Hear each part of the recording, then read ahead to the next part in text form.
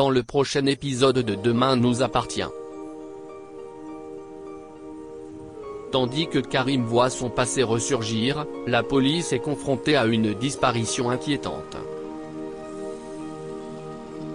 En parallèle, William quitte le domicile familial, et Camille se pose des questions sur Emma.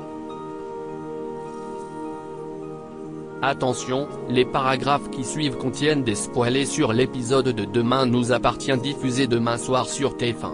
Si vous ne voulez rien savoir, ne lisez pas ce qui suit. Mercredi 9 novembre dans Demain nous appartient.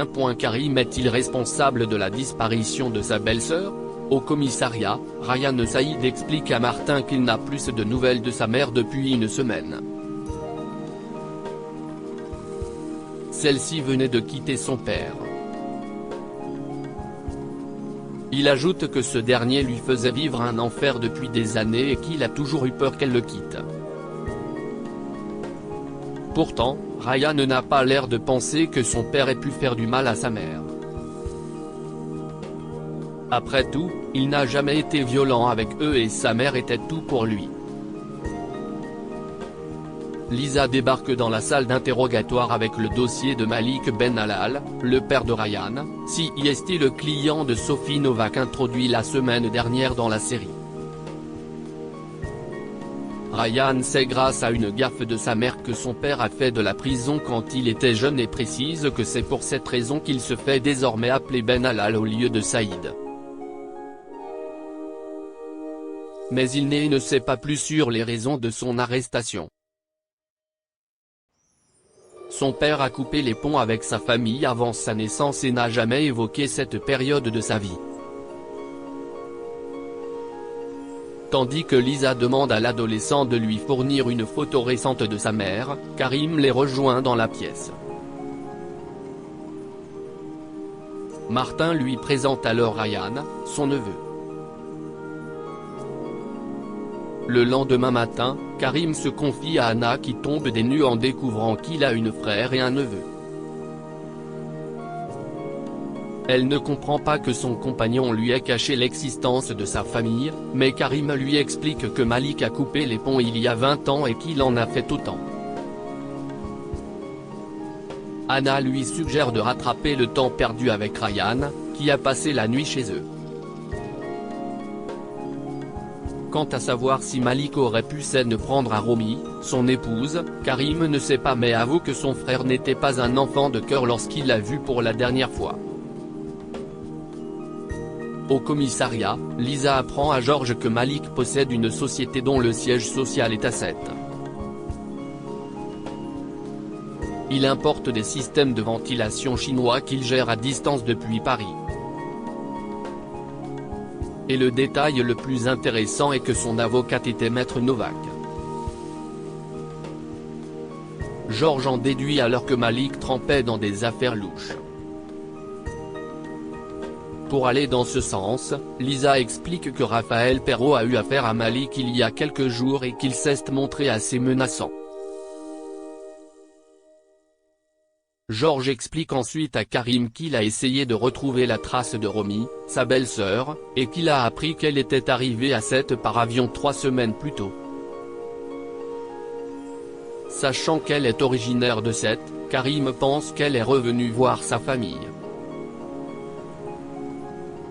Mais il ne comprend pas pourquoi son téléphone n'est plus actif depuis une semaine et pourquoi elle ne donne plus de nouvelles à personne. La disparition de Romy est donc jugée inquiétante. Plus tard, Martin pose quelques questions à Karim au sujet de Romy. Karim jure qu'il n'est plus en contact avec elle depuis qu'elle est partie à Paris avec Malik. Mais il la connaît bien puisqu'ils ont grandi ensemble. George les informe que les parents de Romy sont décédés dernièrement. Étant donné qu'elle a hérité de la maison familiale, Martin pense qu'elle est allée se réfugier là-bas. La police se rend sur place mais la maison est vide.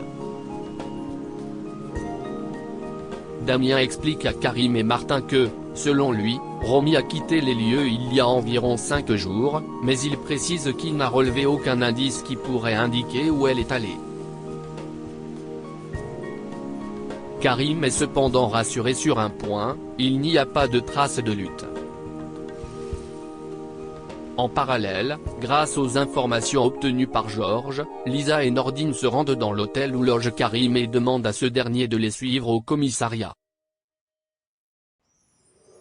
Malik ne semble pas prêt à coopérer mais Lisa l'informe de la disparition de sa femme. Au commissariat, alors que Lisa et Karim sont derrière une vitre sans teint, Martin interroge Malik. Ce dernier confirme que Romy a quitté Paris il y a 3 semaines après une dispute. Il s'est lancé à sa recherche, mais en vain. Martin cherche à savoir s'il avait l'intention de ramener Romy de force chez eux, ce qui ne manque pas de faire rire Malik qui est certain que Karim a pris plaisir à dire des horreurs à son sujet. Il ne cesse de provoquer son frère qui finit par débarquer dans la pièce. Le face-à-face entre les frères Saïd a enfin lieu. Malik réitère qu'il n'a rien fait à Romy et lance à Martin que Karim a certainement oublié de lui dire que, en vérité, si est-il lui que sa femme est venue retrouver. Pendant ce temps, la voisine des parents de Romy se présente au commissariat. Elle assure avoir vu des choses, et Nordine l'emmène parler à Lisa. La vieille dame confirme à Lisa que Romy est restée 2 semaines dans la maison de ses parents et qu'elle a disparu du jour au lendemain. Elle ajoute qu'elle a vu un homme rôder plusieurs fois près de la maison. Il avait l'air méfiant. Elle le décrit comme étant un bel homme, brun, de style nord-africain. Pensant certainement qu'il s'agit de Malik, Lisa demande à la voisine de la suivre pour une identification. Mais contre toute attente, c'est Karim qu'elle identifie comme étant le rôdeur. William quitte la maison chez les douaniers, William fait ses bagages. Il a décidé de quitter la maison. Il estime que sa femme a commis l'irréparable en envoyant sa mère en prison. Il ne peut pas lui pardonner et ne peut rester vivre sous le même toit qu'elle. Aurore essaye de se justifier, elle assure à son mari qu'elle n'avait pas le choix. Mais William ne veut rien entendre. Plus tard, Aurore se rend à l'hôpital et se tourne vers Bénédicte pour essayer de savoir où est allé son mari. Mais Bénédicte ne sait rien. Elle tente cependant de rassurer Aurore. Selon elle, William est en colère car Brigitte a menti à tout le monde. Si est-il donc plus facile pour lui de ne vouloir à sa femme plutôt que de regarder la réalité en face. William, quant à lui, a pris une chambre d'hôtel. Il essaye de joindre Manon pour lui parler de son départ de la maison, mais tombe sur son répondeur et lui demande de le rappeler. Il reçoit ensuite un énième appel d'Aurore mais ne répond pas. En fin de journée, Aurore reçoit la visite d'Étienne, qui vient voir si elle tient le coup. Il la rassure sur la solidité de son couple, il est certain que William va finir par revenir et que tout va s'arranger. Étienne prend ensuite Aurore dans ses bras pour la réconforter. Camille comprend qu'Emma a un crush sur Alex Oma, Emma offre enfin à Alex le couteau à huître gravé à son nom qu'elle lui a acheté. Alex est touché, il avoue qu'ils ont de la chance de l'avoir avec eux. Pour respecter la tradition, il lui donne en échange une pièce de monnaie pour conjurer le sort et éviter que le couteau coupe l'amitié qu'il y a entre eux. À midi, alors qu'elles déjeunent ensemble, Camille ne peut s'empêcher de trouver Emma bizarre.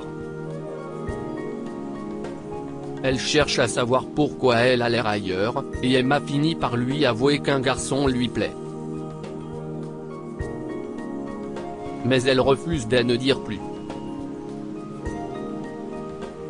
Plus tard, alors qu'elle se prépare à aller au cinéma, Raphaël confie à Emma qu'Alex lui a montré le cadeau qu'elle lui a fait et précise qu'il a été très touché par ce geste. Camille comprend alors que sa meilleure amie craque sur Alex et paraît choquée. Lorsque sa mère s'éloigne pour répondre à un appel, Camille confronte Emma et essaye de la raisonner. Mais Emma ment et assure qu'elle n'est pas du tout attirée par Alex.